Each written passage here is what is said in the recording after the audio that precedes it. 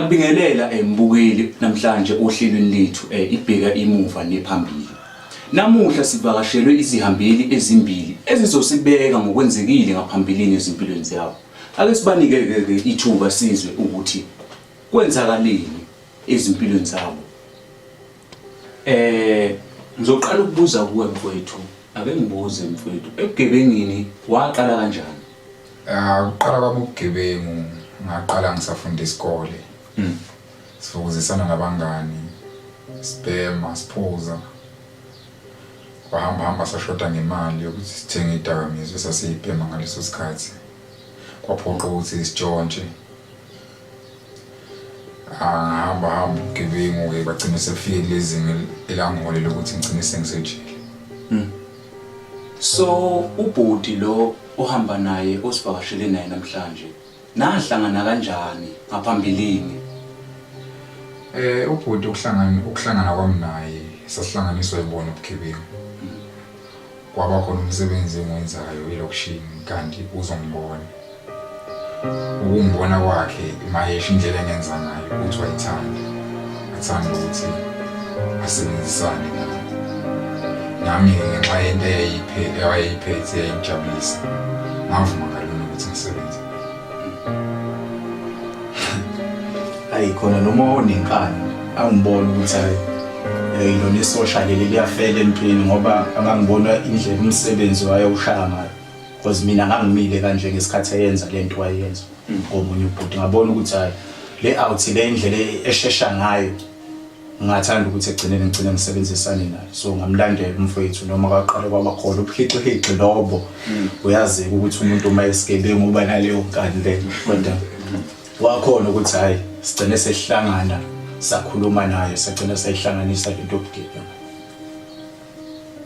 Okay. Izwakala mfowethu. Ngizobuyela kuwe bhuti. Uke waveza ukuthi wahlangana naye ubhuti elokishini. Indlela nahlangana ngayo akaze kwaba khona ukuhilizisana okwagcina mhlambe ongaze kwenze ngoba ubugebengu siyabazi, ubugebengu sinokubuka nakumabona kude kuningi okwenzakalayo. Akukho nokuxabana okwenzeka mhlawumbe phakathi kwenu emva kokuba ubhuti esewenzile umsebenzi wena wawumuntu ombonayo. Awukho ni owakwenza mhlawumbe njengokuthi ufune lokhu yena ayekade ekulandile lapha ekulande khona elokishini. Njengoba bese ngichazile ukuthi kwaba khona lokho ukungaboni ngasolinye uyabona. Ngoba ngathi mangithi ngiyafika kuwe don't mess. Nami ngadonsela ngiphethe umkhono wegadi. Ase ngithi mfethu awuthi ngibona lezi zinto eziphethe lapha ulethe asho ukuthi out ngobugebengu bayo naye umuntu oyizwayo. Gcina sekuxabana ke manje sekubanjwana ngamawashingi kuyakhonjwana kwabanje. But then sagcina sesiright sesilungisile konke lento. Mina uqala kwami ubugebengu ngisho nje ngithi kwenziwa indawo engangihlala kuyona. Kuze bekuphithizela kunesixokoxoko. Sibona lezo zinto abantu bebanjwa ngapha nangapha abantu abadala futhi umuntu ngenxa yokuthi ukhulele lokushini lokungacabanga kahle ukuthi kahle lento i-wrong ubona kuyinto eyithanda yabo. Futhi ekuhambeni kwesikhathi gcine sekufika lezi zinto lezi zoyizo masibona yizo sibathande kube nje yabo. So maqala khamba isikhathi lapho awugcina nathi sesifana nabantu beyizo lapho sesithanda nokuphatha lebhamu siphatha nanemisi. Nje yabona ukungazi lokho kokukhula lokho ukuthi ubona into uyithanda umuntu abhema ke ngena kulezo zinto lezo. Bagcina ke lapho umuntu esehamba eseyibambela inkunzi esenabantu abalethe lo connection lebhamu nani uyangena usehamba nabanye abantu basabsa yabo. Mawungathi uyababona bathole kahle izinja nje kamdeva yabo. So ngase ngena kanjalo ke mina ebugebengwini ngayithanda lempilo le hamba nobugebengu ngaqhubeka nayo. So kule minyaka eyishumi enidonsile isiphi isifundo ositholile empilweni? Kule minyaka ebenginikwe yona kuningi ngufundile. Cishe unyaka wami wokugcina uphele last year. Engifike ngakufunda ngaphakathi kuningi ukuthi yabona ukuzenza umjida ngaphandle akufuneki ngoba sithe masifika ngaphakathi sathola izigebengu zangempela. Abayitshela bayizigebengu zangempela.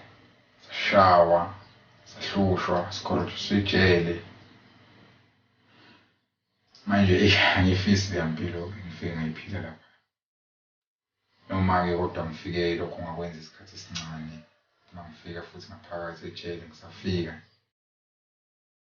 ukuze ngihlukane nokukhonjiswa ijele ngihlushwe. Kufike ekuthenini kumele ngijule inombolo ngiphakame. Vele kwakuyinto engingakade ngiyithanda ngisengaphandle.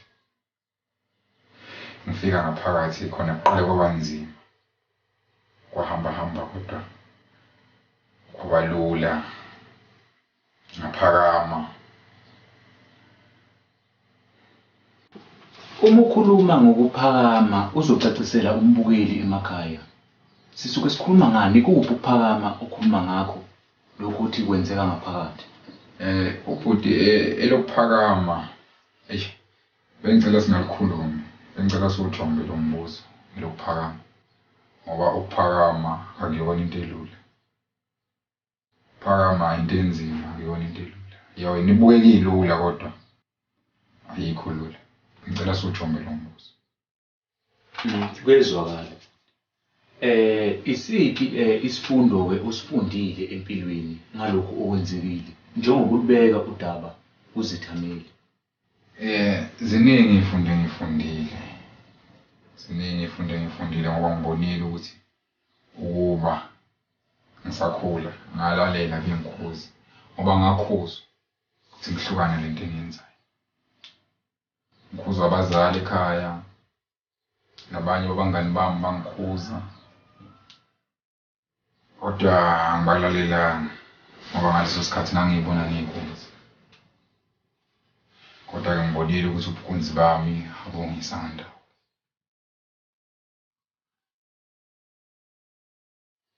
Sakho emphakathini wangakini ubufisa abantu bekuthathe kanjani ngakho konke osekwenzekile ngaphambilini? Ngiyafisa ukuthi umphakathi ungithathe njengomuntu oshintshile.